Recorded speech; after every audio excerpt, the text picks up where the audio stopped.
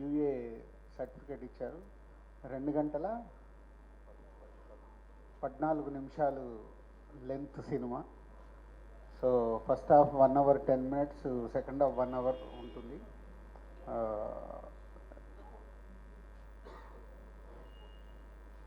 So బేసిక్గా అంటే last press మీట్లో చెప్పిందే మళ్ళీ కొత్తగా చెప్పడానికి ఏం లేదని మిమ్మల్ని ఇప్పుడు Q&A చేద్దామని అడిగింది. ఆల్రెడీ టీజర్ కానీ ఒక సాంగ్, ఒక ట్రైలర్, ఈ సినిమాకి సంబంధించిన కాంటెంట్ బయటకు వచ్చింది. పోతే సుహాస్. సో సుహాస్ గురించి అందరికి తెలిసిందే, తన ప్రతి సినిమాని ఏదో ఒక ఇన్నోవేట్గా, ఒక ఇంట్రెస్టింగ్ కాన్సెప్ట్ ఉండాలి అని ఆర్టిస్ట్గా ప్రయత్నం చేస్తూనే ఉన్నాడు. సో నిన్నే నేను మిక్సింగ్లో చూసేటప్పుడు ఏంటి ఆర్టిస్ట్ సుహాసిన్, యాక్టర్ సుహాసిని ఇన్ ఉంది. డైరెక్టర్కి అప్పుడే బాగుందా, ఆయన ఇలాగే కంటిన్యూ చేయమనండి, పొరపాటున మళ్ళీ ఎప్పుడన్నా హీరోని వేసుకుంటాడేమో. సో అంటే ఒక మామూలుగా వచ్చి సినిమా ఇండస్ట్రీలో ఈరోజు సుహాస్ తను సెలెక్ట్ చేసుకుంటున్న స్క్రిప్ట్స్ ఒక జోనర్ క్రియేట్ చేశాడు. నిన్న నైటే నేను ఈ సినిమా రిలీజ్ గురించి మాట్లాడితే వాళ్ళు చెప్తున్నారు అన్నట్టు, అంటే సుహాస్ అంటే మినిమం ఇంత రెవెన్యూ మీకు ఓవర్సీస్ నుంచి వస్తుంది సార్ అని. అంటే గుడ్, అంటే తనకు ఒక తన సినిమా వస్తుందంటే ఒక జోనర్ ఆఫ్ ఆడియన్స్ని ఒక సుహాస్ గారి సినిమా చూడొచ్చు అనేది క్రియేట్ చేశాడు. ఈ సినిమా కూడా అంటే మనం ట్రైలర్ రిలీజ్ అయినప్పుడు నేను చూసా, కొంతమంది నాకు ఏదో కామెంట్స్ పంపించారు, అంటే ఇది ఫ్యామిలీతో చూడడం కష్టమా అని. మేబీ మీరు కూడా దాంట్లో ఏదైనా క్వశ్చన్ వేస్తారేమో తెలియదు నాకు. కానీ ఇట్స్ డీసెంట్ ఫిలిం. అంటే దిల్ రాజు ప్రొడక్షన్ అనగానే ముందు నేనే ఒప్పుకోను.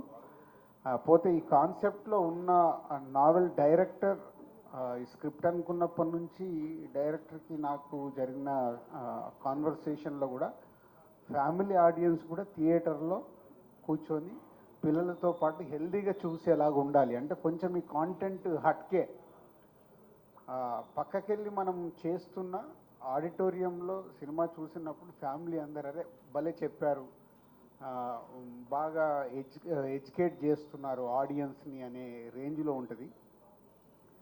సో ఈ సినిమా గురించి నేను ఎక్కువ మాట్లాడే కంటే ఎంత తక్కువ మాట్లాడి రేపు జనాలు చూసిన తర్వాత, ఎస్పెషల్లీ మీ దగ్గరికి వెళ్ళే 6th రోజు పెయిడ్ ప్రీమియర్స్ పెట్టాం కాబట్టి మళ్ళీ ఫస్ట్ మీకే చూపిస్తాము మీడియాకి.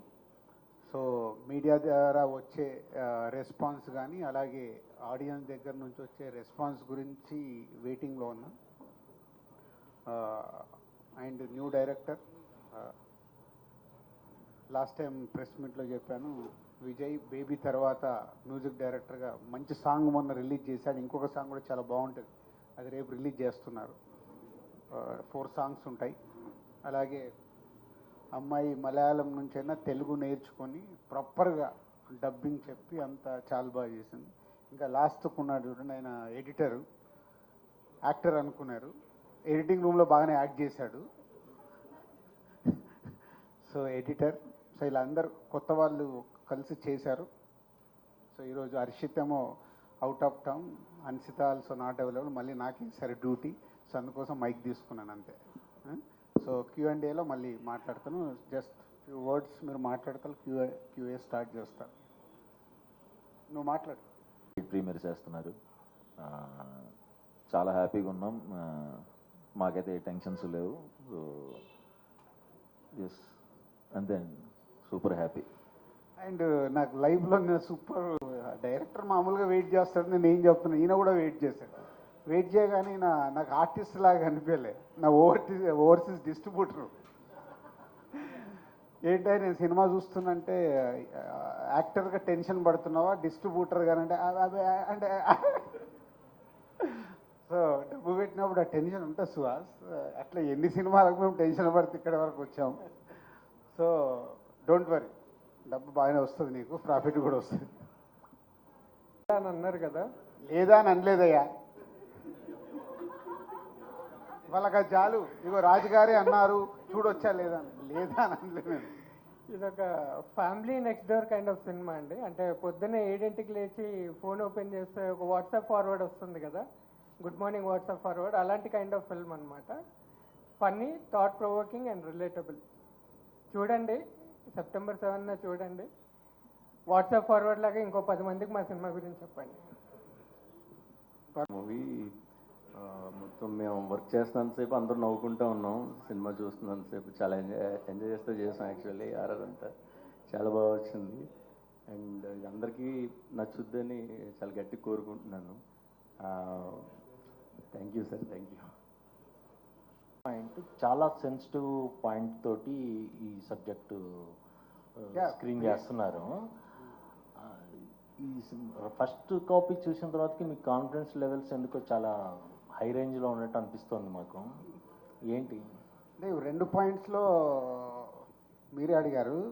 ఒకటి, పెయిడ్ ప్రీమియర్ అనేది ఇప్పుడు 7th రిలీజ్ అనుకో, 6th షో అయ్యడం వల్ల కొంత పర్సంటేజ్ ఆఫ్ ఆడియన్స్ సినిమా చూస్తున్నారు. అంటే 6 గంటలకు షో వేస్తే 9 గంటలకు అయిపోయిన తర్వాత వాళ్ళు చూసి ఆ సినిమా గురించి సోషల్ మీడియాలో ఏదైనా యాడ్ అవుతే, అది మంచి సినిమా అవుతే ఆటోమేటిక్గా సినిమాకి ప్లస్ అవుతుంది.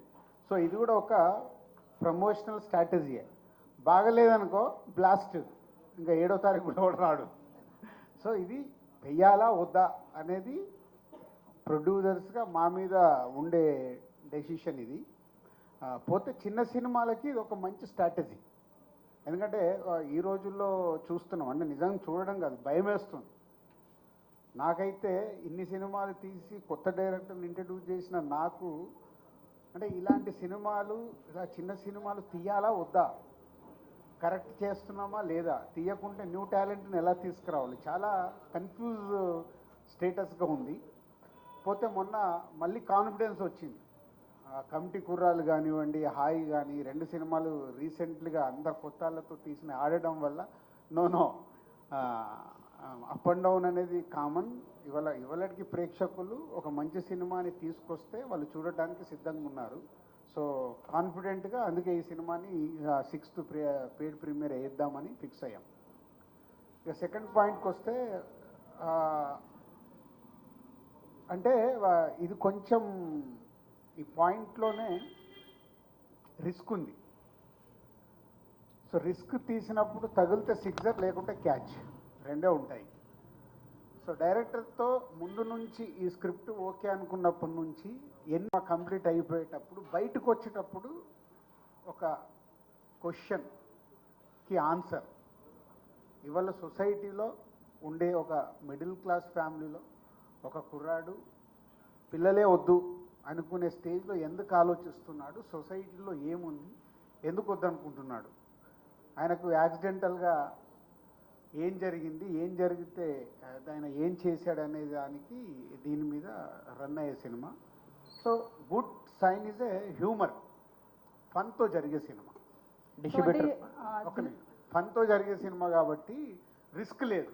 ముందు నేను రిస్క్ అనే ఎందుకు మొదలు పెట్టానంటే రిస్క్ పాయింట్, కానీ ఫైనల్గా చూసుకున్నప్పుడు నవ్వుతూ బయటకు వచ్చేటప్పుడు రిస్క్ అనిపించదు, బాగా డీల్ చేశారు అనేది వస్తుంది. డిస్ట్రిబ్యూటర్ సుహాస్ గారు ఇప్పుడు రాజు గారే పెద్ద డిస్ట్రిబ్యూటరు, ఆయన నుంచి ఒక చిన్న డిస్ట్రిబ్యూటర్గా ఇంట్రొడ్యూస్ అవుతున్నారు ఈ సినిమాతో. అండ్ ఈ కథ చెప్పినప్పుడు కానీ, లేదంటే మేకింగ్లో తీసుకున్న డిసిషనా, లేదంటే పోస్ట్ ప్రొడక్షన్లో డబ్బింగ్ చెప్తున్నప్పుడు కానీ తీసుకున్న డిసిషనా డిస్ట్రిబ్యూట్ చేయాలని ఓవర్సీస్? స్క్రిప్ట్ అప్పుడే నాకు తెలిసండి సినిమా అంటే విన్నప్పుడే నేను నవ్వుకుంటానే ఉన్నాను, నవ్వి నవ్వి నవ్వి అలాగే ఉన్నాను. సినిమా అయిపోయే టైం ఆ ప్రాసెస్లో ఆ థాట్ వచ్చింది, ఎందుకో అడగొచ్చా లేదని భయం కూడా వేసింది. ఏమనుకుంటారో, ఏంటి ఓవర్ యాక్షన్ చేస్తున్నాడు, ఇన్ని భయాలతో భయపడుతూనే అడిగాను. మళ్ళీ దీంట్లో చూడండి, మళ్ళీ దీనికి ఒక స్క్రిప్టే ఫస్ట్ ఇన్ ఎంట్రీ నా దగ్గరికి. సార్ ఓవర్సీస్ ఏమనుకుంటున్నాం సార్ అని, దేనికి ఆల్రెడీ నాకు రెగ్యులర్ డిస్ట్రిబ్యూటర్లు ఉన్నారు కదండి, లేదు మన వాళ్ళు అడుగుతున్నారు సార్ అని. తప్పలేదు. సో సుహాస్ గారి సినిమాలు అంతకుముందు ఎంత పే చేసాయి సుహాస్కి కనుక్కోండి, దాన్ని బట్టి ఒక ప్రైజ్ అనుకొని ఇద్దాం. లేదు వాళ్ళని అడుగు అన్న, మంచి ప్రపోజల్ ఇచ్చాడు, ప్రైజ్ ఇది బాగుంది, ఓకే ఒక్కరోజు టైం ఎవరి కొత్త డిస్ట్రిబ్యూటర్ రెగ్యులర్గా చేసి ఆయన అడుగుతాను అంటే ఇలా ఆఫర్ ఉందంటే సూపర్ సార్, అసలు మీరు ఆలోచించద్దు ఇవ్వండి అన్నాడు. చెప్పా ఓకే పిలువు మాట్లాడదామని. తర్వాత రివీల్ అయింది టట్టా సినిమాలో హీరో ఎంట్రీ ఇచ్చినట్టు ఎంట్రీ ఇచ్చాడు. అంటే వెనకాల ఇంత ప్లాన్ చేసుకున్నారు వాళ్ళు ఇద్దరు. అంటే ఉండుంటుందిలే సుహాస్ చెప్తున్నట్టు, అరే నన్ను వచ్చి ఈ సినిమా నేను కొనుక్కుంటాను ఏరియాకి అని అడగాలంటే మేబీ ఆబ్వియస్గా సార్, అంతే కదా సార్. నిజం. తప్పే ఉంది. అది నువ్వు డబ్బు ఇస్తున్నావు, నువ్వు ఫ్రీగా యాక్ట్ చేయలేదు, నా దగ్గర డబ్బు తీసుకున్నావు కదా. సేమ్ టైము అవన్నీ నీకు చెప్తారా ఇప్పుడు? సేమ్ టైము డిస్ట్రిబ్యూటర్కి వచ్చి సినిమా కొనుక్కున్నావు.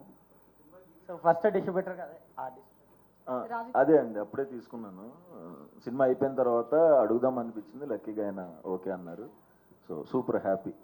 డౌట్ అది ఒక మరి నువ్వు డైరెక్ట్ అడగకుండా ఈయనతో ఎందుకు అడిగించావు? భయం వేసింది సార్, భయం వేసింది సార్. ఇలా తీసుకుంది అలా ఇచ్చేసారు అంతే కదా రాజు గారు. సందీప్ గారు నేను కూడా ఆయన వచ్చారు, క్లాప్ కొట్టారు. మళ్ళీ ఇక్కడ కూడా ఒప్పుకోము, ఆ టీంలోకి పంపిందే మేము. నిజమే. అవునా రాజు గారు ఇక్కడే ఉంటే అలా కాన్వర్సేషన్ జరుగుతున్నప్పుడు హర్షిత్ అక్కడి నుంచి మళ్ళీ ఈ స్క్రిప్ట్ అప్పటిదే ప్రశాంత్ నీళ్ళు అండ్ ఒంబాలే వాళ్ళు ఈ సినిమా ఎప్పుడు చేస్తారని చాలా ఫోర్స్ చేసేవాళ్ళు. సో ప్రశాంత్ గారు చూపించారు. హ్యాపీ చెప్పింది కథ విన్న వాళ్ళల్లో రాజు గారు, హొమ్మాలి ప్రొడ్యూసర్స్, ప్రశాంత్ గారు వీళ్ళందరూ ఫస్ట్ ఆడియన్స్. సో చెప్పింది ట్రాన్స్లేట్ అయిందని ఒకే క్వశ్చన్ అడిగాను. So they are very happy, బాగుందని చెప్పారు. రాజు గారు సార్ చూసి నేను కూడా ఉన్నాను, బాగా చేసావు శాండీ, గుడ్, నాకు చూడగానే బాగుంది అనిపిస్తుంది సార్ అని నాతో కూడా చెప్పి, సార్ బట్ బీజిఎం చాలా ఇంపార్టెంట్ ఈ సినిమాకి అన్నాడు. ఇక అప్పుడు ఆయనను పట్టుకున్నా. అప్పటి వరకు ఆయనకు నాకు సంబంధమే లేదు, వీళ్ళిద్దరు మాట్లాడుకున్నారు చేసుకున్నారు. లేదు ఇక ప్రశాంత్ నీళ్ళు చెప్పిన తర్వాత లేదు, ప్రతి రీలు నేను చూడాల్సిందే, మీరు ఫైనల్ చేసి పంపించండి. మొన్న నేను అబ్రాడ్లో ఉంటే ఆయన అబ్రాడ్ కూడా పంపించి అప్రూవల్ తీసుకున్నాడు. ఇది బీజిఎం వెరీ ఇంపార్టెంట్, అంటే ఒక కాన్సెప్ట్గా జరిగే సినిమా కాబట్టి బాగా చేశాడు. Vijay thank you sir. అంటే సార్ చెప్పే అవకాశం రాలేదు కాబట్టి థ్యాంక్ యూ. బాగా రాజు గారు మీరు ఉన్నారంటే చాలా సార్ 1 minute మీరు చాలా రోజు కాదు సార్ అయిపోయింది క్వశ్చన్, మీ question sir. Sir game changer September నుంచి అప్డేట్స్ ఉంటాయని తమన్ గారు చెప్పారు, మీరు కూడా చెప్పారు. అండ్ ఎప్పుడు ఉండబోతుంది ఈ మంత్లో అప్డేట్ ఎప్పుడు ఉండబోతుంది? ఆల్రెడీ మీరు రిలీజ్ డేట్ అనౌన్స్ చేశారు. ఇది ఒక ఇంటర్వ్యూ బ్యాలెన్స్ ఉంది కదా, ఆ ఇంటర్వ్యూలో నీకు అన్నీ చెప్తా. Thank you sir. అయితే రాజు గారు, అయితే మీరు మాట్లాడుతూ ఫ్యామిలీ ఆడియన్స్ పిల్లలతో సహా చూసే సినిమా అన్నారు. ట్రైలర్ ప్రకారంగా కోర్టు సీన్లో కేసు వేయడం కావచ్చు, ఇవన్నీ ఉన్నాయి. సో అవన్నీ ఫ్యామిలీ ఆడియన్స్ చూసేంతగా ఉంటాయంటారా? 100% ఇబ్బంది పడతారా? నో అస్సలు ఇబ్బంది ఉండదు.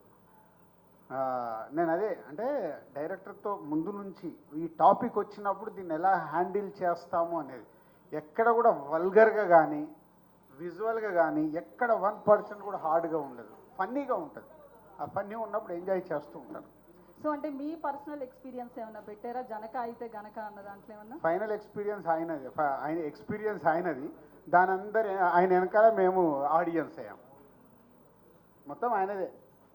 చెప్పవా గట్టిగా.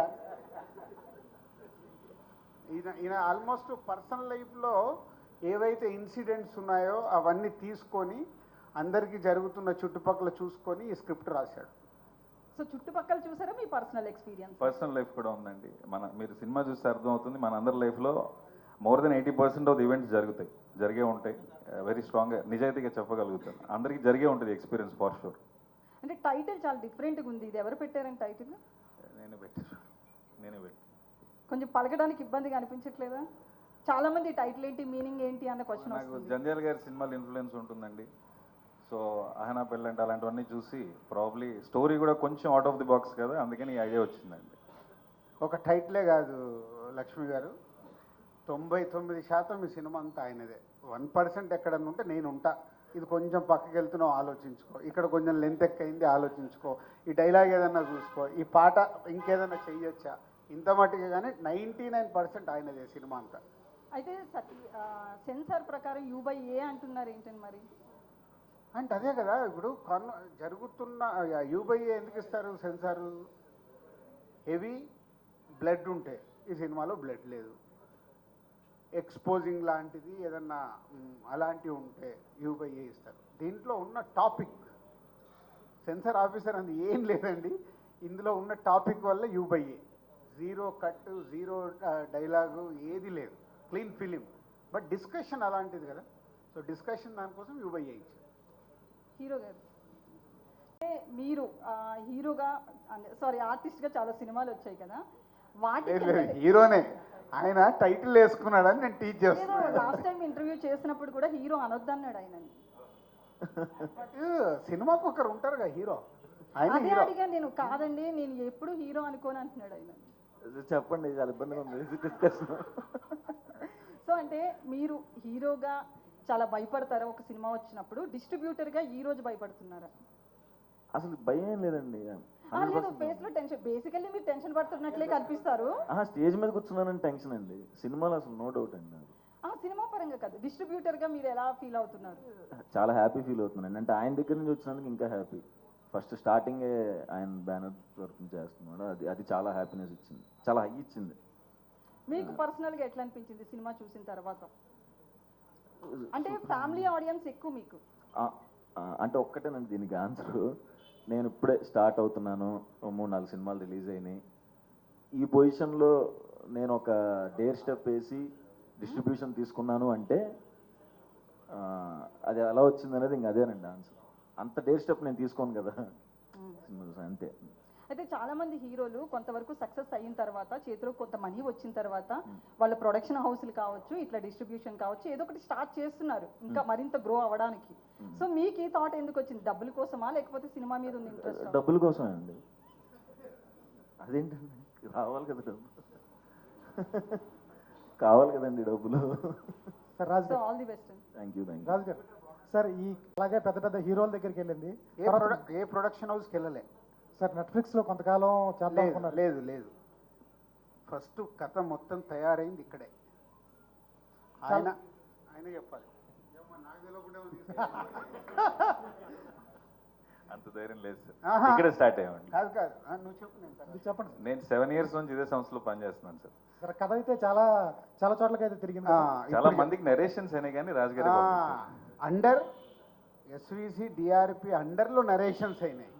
సో ఇప్పుడు నెట్ఫ్లిక్స్ వాళ్ళకి చెప్పాం, నెట్ఫ్లిక్స్ వాళ్ళకి ఎందుకు చెప్పామంటే ఇలాంటి ఇది థియేట్రికల్గా చెయ్యాలా, ఓన్లీ డిజిటల్కి వెళ్దాము. ఇది ఎప్పుడు చెప్పాను నాకు, ఇది 2020 కోవిడ్ ముందు. సో కోవిడ్లో మనం ఏంటి, సినిమాలు థియేటర్కి వస్తారా రారా అన్న కన్ఫ్యూజ్లో ఉన్నప్పుడు నెట్ఫ్లిక్స్ వాళ్ళకి చెప్పాము. నెట్ఫ్లిక్స్ వాళ్ళు ఓకే ఒరిజినల్గా తీసివ్వండి అన్నారు. మళ్ళీ నేనే ఆలోచించాను, ఒరిజినల్గా ఇస్తే మనకు ఎంత వస్తుంది, ఇంత కష్టపడి వాట్ వీఆర్ గెట్టింగ్, ఇవన్నీ సో మెనీ ఈక్వేషన్స్తో వెళ్ళలేదు.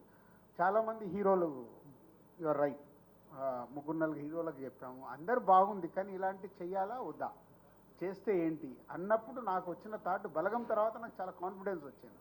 అప్పుడు నేను పిలిచి చెప్పా, ఈ అబ్బాయి బాగుంటాడు, మిడిల్ క్లాస్ క్యారెక్టర్కి, నువ్వు వెళ్ళి సుహాస్ని కలిసి చెప్పాను, లాస్ట్ ప్రెస్ మీట్లో చెప్పాను. అలా సుహాస్ వచ్చాడు.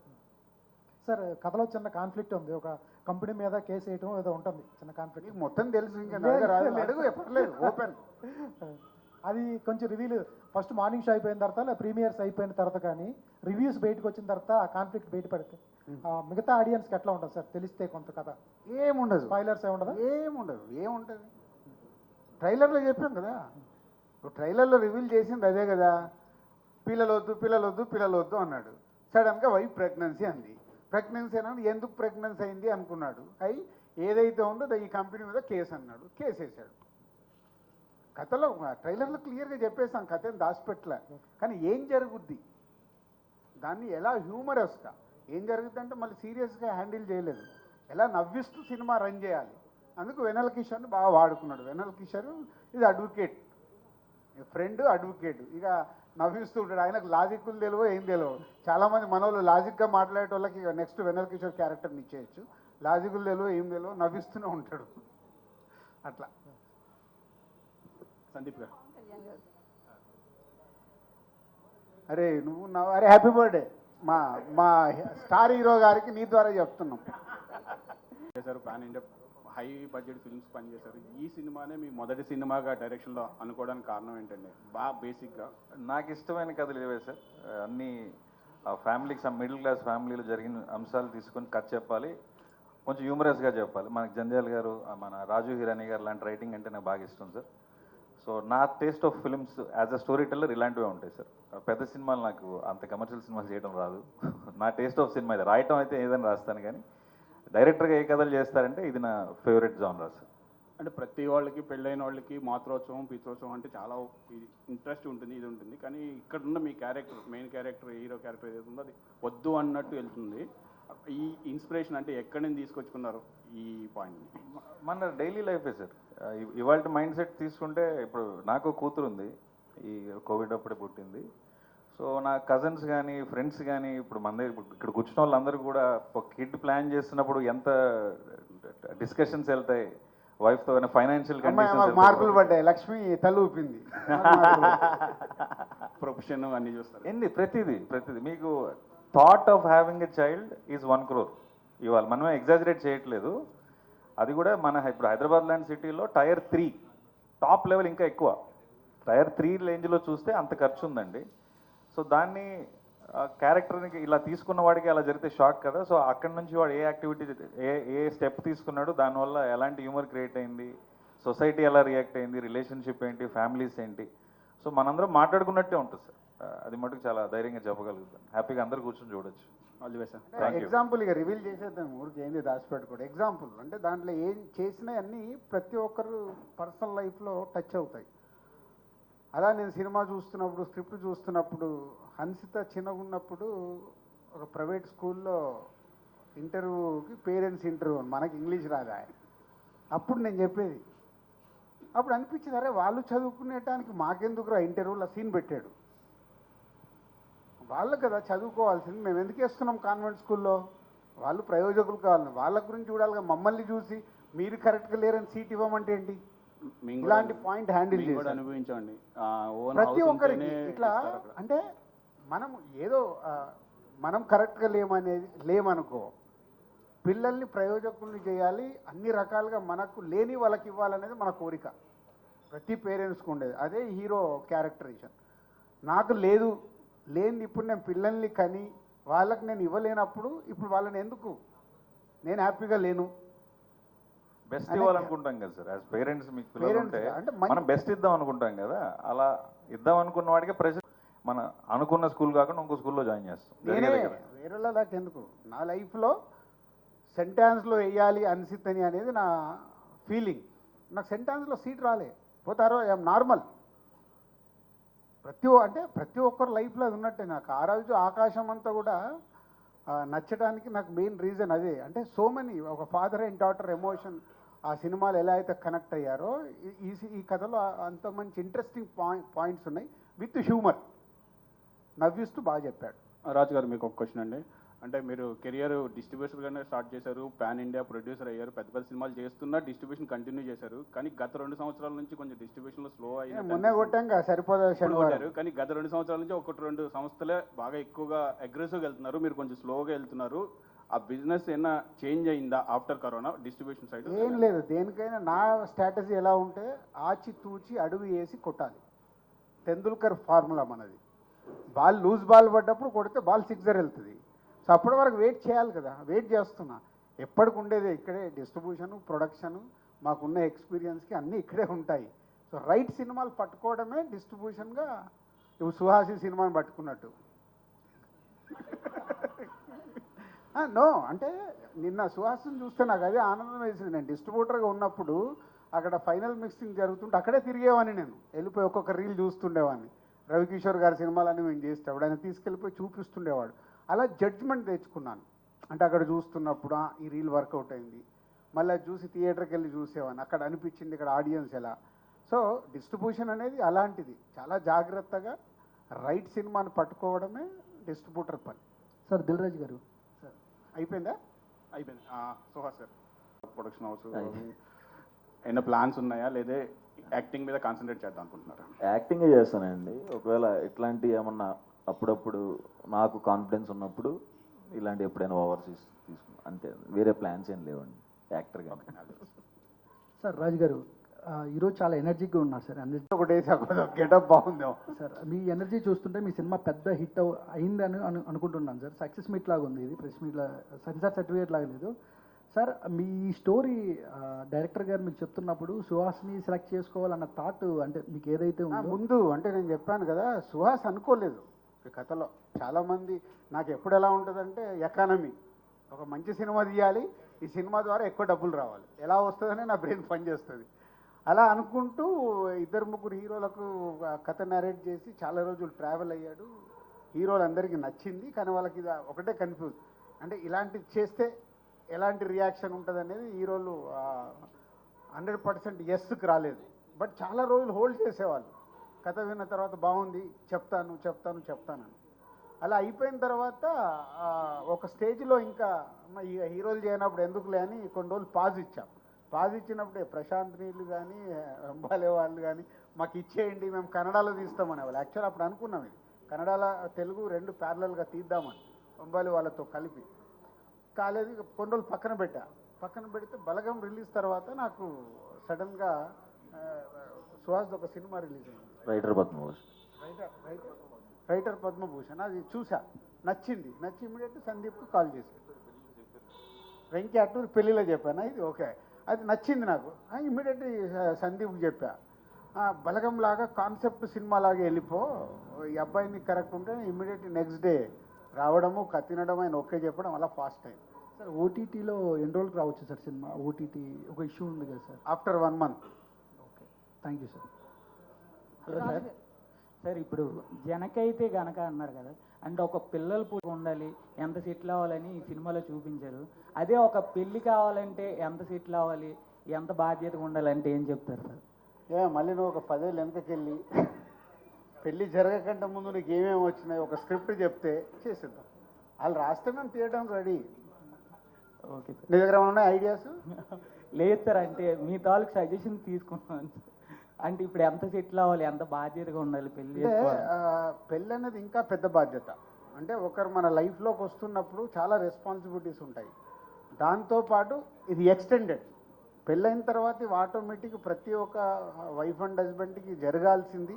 Next kids planning.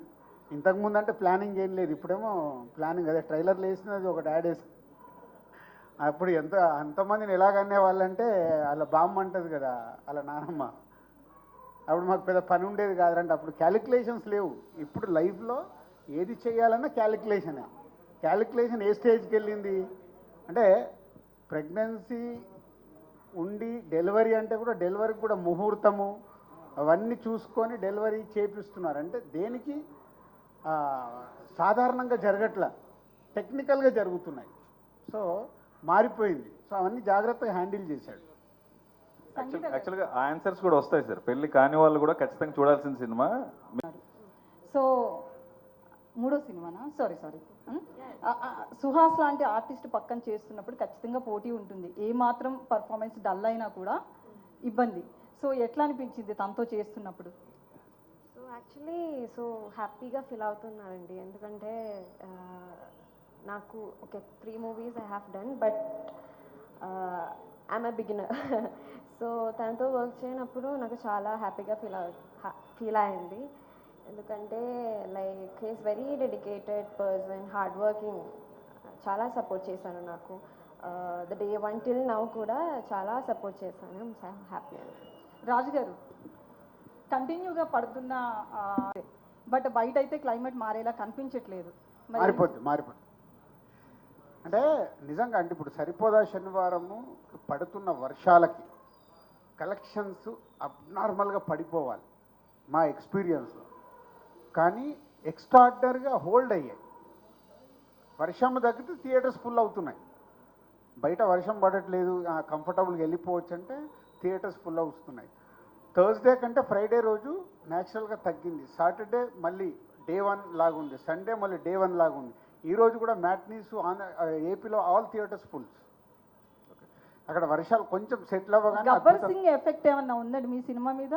Gabbar Singh Pawan Kalyan గారు మన నాన్నగారు చెప్పారు కదా, ఎల్లుంటాడు మార్నింగ్ సినిమాకి.